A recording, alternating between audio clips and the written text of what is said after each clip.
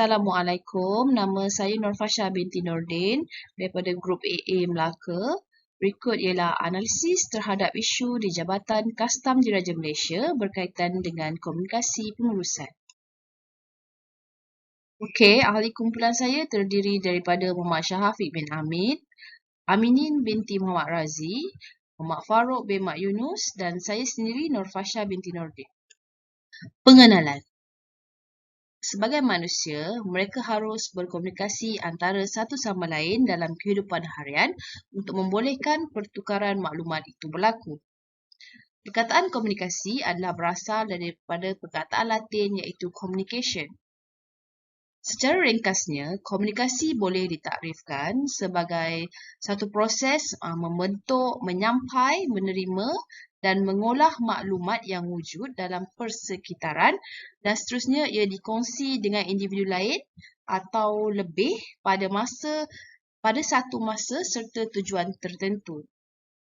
Melihat kepada definisi ini, wajarlah jika dikatakan bahawa komunikasi adalah merupakan elemen utama dalam kehidupan seharian. Seterusnya, definisi. Perasaan 2000, beliau mendefinisikan istilah komunikasi adalah sebagai satu elemen yang sangat penting dalam kehidupan manusia kerana ia melibatkan proses pemindahan idea, pengetahuan dan maklumat dari satu pihak kepada pihak yang lain sama ada melibatkan individu ataupun kumpulan tertentu. Jok dan Luhan 2000 pula mendefinisikan komunikasi sebagai proses yang berlaku dan keberkesanannya boleh dinilai. Ini bermaksud jika komunikasi itu berlaku dengan berkesan antara individu atau kumpulan, maka secara tak langsung objektif komunikasi tersebut akan tercapai. Apa juga maklumat yang nak dikongsikan, objektif komunikasi itu adalah sama untuk memastikan maklumat yang disampaikan mampu diterima dengan jelas dan sempurna oleh orang yang menerima. Sekiranya penerima menerima maklumat yang baik, maka tindakan yang wajar akan dilakukan untuk membolehkan mereka mencapai matlamat yang telah ditetapkan. Jika tidak, bukan sahaja maklumat yang telah ditetapkan tidak dapat dicapai, malah tindakan mereka juga berkemungkinan boleh menimbulkan pelbagai masalah lain pada masa akan datang. Seterusnya ialah 4 peringkat proses komunikasi. Sebagaimana yang kita tahu, terdapat 4 peringkat dalam proses komunikasi iaitu pembentukan maklumat, penyampaian maklumat, penerimaan maklumat dan pengolahan maklumat. Walaupun keempat-empat proses komunikasi ini sentiasa melibatkan individu yang sama, namun ada kalanya ia juga melibatkan individu yang berbeza di setiap peringkat. Oleh itu, adalah sangat penting bagi semua pihak yang terlibat dengan komunikasi ini memastikan bahawa ianya menjadi komunikasi yang berkesan dan fungsi serta tujuan komunikasi itu untuk memberi maklumat, mendidik, mempengaruhi dan menghiburkan itu dapat dipenuhi. Baik, saya Muhammad Farouk bin Mak Yunus, nombor metrik 268422. Kita terus pergi kepada perbincangan. Jabatan yang dipilih adalah Jabatan Kastam Diraja Malaysia. Jabatan Kastam Diraja Malaysia adalah merupakan sebuah organisasi sektor awam yang diletakkan di bawah bidang kuasa kerajaan negara. Jabatan ini juga telah ditugaskan untuk memacu pertumbuhan ekonomi negara, memelihara keselamatan negara dan juga kesejahteraan rakyat secara keseluruhannya. Tugas utama Jabatan Kastam Diraja Malaysia ini adalah memungut hasil perdagangan, fasiliti perdagangan dan perindustrian serta memastikan undang-undang yang telah dikuatkuasakan. Jabatan ini juga telah wujud sejak zaman Kerajaan Melayu Melaka lagi, di mana tugas dan tanggungjawab masih lagi kekal hingga kini, iaitu mengurus aktiviti ketipuan cukai bagi setiap barangan import dan barangan nilai yang telah disenaraikan melalui sistem tax farming. Isu komunikasi yang berlaku dalam organisasi. Organisasi menggunakan 3 bentuk komunikasi, iaitu komunikasi atas ke bawah, komunikasi bawah ke atas dan komunikasi mendata. Ketiga-tiga bentuk komunikasi ini sangat penting kepada organisasi untuk memastikan proses komunikasi menjadi lebih berkesan. Di dalam Jabatan Kastam ini, bentuk komunikasi atas ke bawah adalah bermaksud aktiviti penyampaian maklumat dari pegawai tertinggi dalam jabatan kepada anggota bawahan, sama ada ia melibatkan penguatkuasaan polisi dan peraturan tertentu yang harus dipatuhi. Bentuk komunikasi bawah ke atas pula boleh digambarkan melalui aktiviti penyampaian maklumat berkaitan dengan tugas dan tanggungjawab yang telah diberikan kepada anggota bawahan, di mana maklumat tersebut disampaikan kepada pegawai atasan untuk maklumat atau memudahkan proses membuat keputusan bagi melaksanakan tindakan seterusnya. Jika dibandingkan antara tiga bentuk komunikasi ini yang telah dibincangkan, komunikasi mendata adalah merupakan satu komunikasi yang lebih santai di mana ia tidaklah berlandaskan kepada pemberi arahan dan penerima arahan semata-mata. Walaupun dalam Jabatan Kastam, ketiga-tiga bentuk komunikasi ini diamalkan, namun kebanyakan maklumat disampaikan dan diterima oleh setiap anggota kerjanya adalah secara mendata sahaja. Keadaan inilah yang telah menyebabkan kesahihan maklumat tersebut diragui oleh sesetengah anggota. Penyebaran maklumat secara tidak formal dilihat telah mewujudkan kabar angin dalam kalangan anggota kerja. Wood pernah menjelaskan bahawa komunikasi tidak formal yang berlaku dalam kumpulan organisasi secara tidak langsungnya boleh mewujudkan kabar angin. Walaupun kabar angin ini tidaklah sehebat kabar angin yang wujud dalam masyarakat umum, namun begitu ia masih lagi menjadi satu maklumat yang diragui kesahihannya.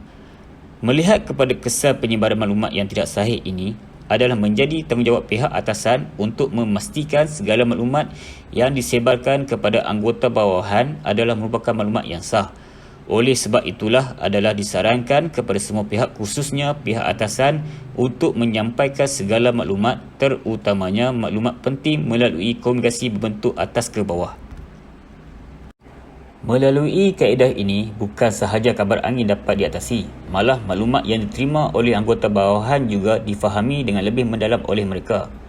Penyebaran kabar angin yang berlaku dalam organisasi harus ditangani dengan kadar segera kerana ia boleh menjejaskan keseimbangan maklumat, sama ada maklumat yang diperolehi dengan maklumat yang diperlukan oleh setiap anggota untuk menjalankan tugas dan tanggungjawab mereka. Apabila maklumat yang diperolehi oleh semua pihak dalam jabatan adalah maklumat lengkap, maka bukan saja tugas dan tanggungjawab mereka dapat dilaksanakan dengan sempurna, malah matlamat jabatan yang telah ditetapkan juga dapat dicapai. Assalamualaikum Doktor, nama saya Aminah binti Muhammad Razi dan saya akan menerangkan tentang model komunikasi yang berkaitan. Pertama, model komunikasi adalah merupakan gambaran yang ringkas kepada proses komunikasi yang berlaku di mana ia menunjukkan dengan lebih jelas kaitan setiap komponen komunikasi yang wujud dalam proses tersebut. Yang kedua, menurut Serona dan Mottesen 1970, model komunikasi boleh ditakrifkan sebagai deskripsi ideal mengenai apa yang diperlukan dalam proses komunikasi. Yang ketiga, berdasarkan kepada isu yang dibincangkan, model komunikasi yang terlibat adalah model komunikasi transaksional. Seterusnya, model komunikasi transaksional adalah merupakan satu model yang menekankan pentingnya peranan penghantar mesej dan penerima mesej dalam proses komunikasi. Ini bermaksud proses komunikasi berlaku secara dua arah. Model komunikasi ini mengaitkan proses komunikasi dengan konteks sosial, hubungan dan budaya di mana ia menjelaskan bahawa komunikasi yang berlaku tidak hanya didasarkan dengan pertukaran dan pemindahan maklumat dari satu pihak kepada pihak lain, tapi ia juga berlaku untuk membina hubungan. Dan seterusnya, antara model komunikasi transaksional adalah model yang diperkenalkan oleh Brundtland 1970. Assalamualaikum dan selamat sejahtera. Saya Muhammad Syahafiq bin Amin, nombor kad matrik 268474. Saya akan membentangkan cadangan, proses dan strategi komunikasi kepengurusan untuk mengatasi isu masalah. Tidak dapat dinafikan bahawa usaha untuk menambah baik amalan komunikasi dalam organisasi bukanlah satu usaha yang boleh dipandang indah. Apatah lagi jika ia tidak telah menjadi amalan sejak turun-temurun lagi. Namun begitu, terdapat beberapa cadangan yang boleh digunakan oleh organisasi untuk menambah baik amalan komunikasi sedia ada. Antaranya adalah: yang pertama, proses pengarahan yang lebih jelas agar tindakan kerja dapat dilaksanakan sebagaimana yang telah ditetapkan.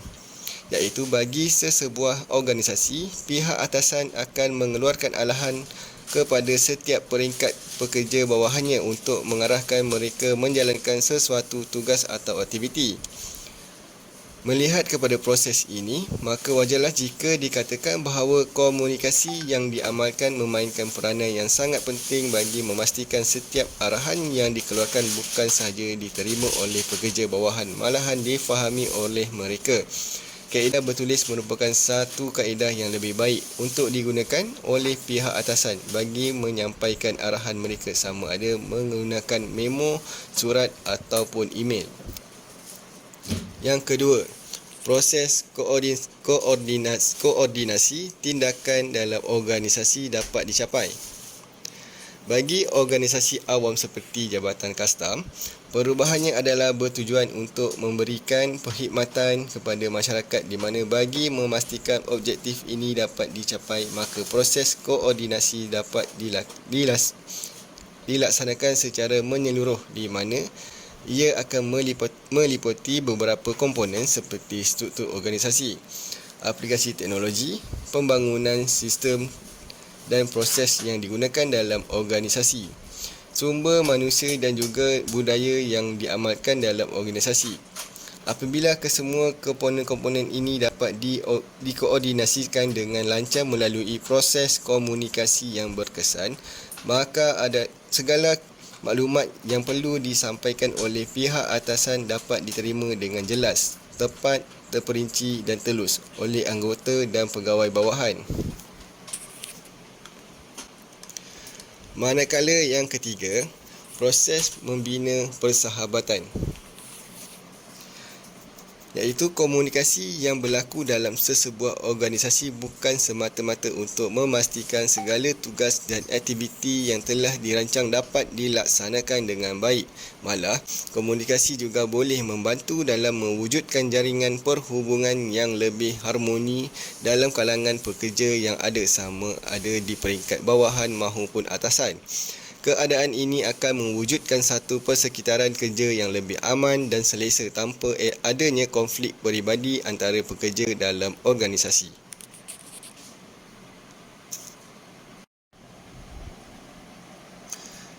Kesimpulan yang dapat kami simpulkan ialah komunikasi adalah sangat penting dalam sesebuah organisasi di mana ia telah menjadi teras utama untuk membantu organisasi mencapai matlamat dan objektif penubuhan yang telah ditetapkan. Kewujudan amalan komunikasi efektif secara amnya dapat membantu warga organisasi menguruskan organisasi mereka dengan lebih cekap dan tersusun. Oleh itu adalah penting bagi organisasi untuk terus memupuk komunikasi yang positif dan juga membaik pulih amalan komunikasi sedia ada agar organisasi dapat memberikan perkhidmatan yang terbaik kepada masyarakat di samping dapat membantu organisasi berkembang maju seiring dengan perkembangan globalisasi masa kini. Tambahan pula, kini kepentingan komunikasi telah mendapat perhatian yang mendalam dalam semua jenis organisasi, sama ada organisasi awam maupun organisasi swasta. Sekian, terima kasih.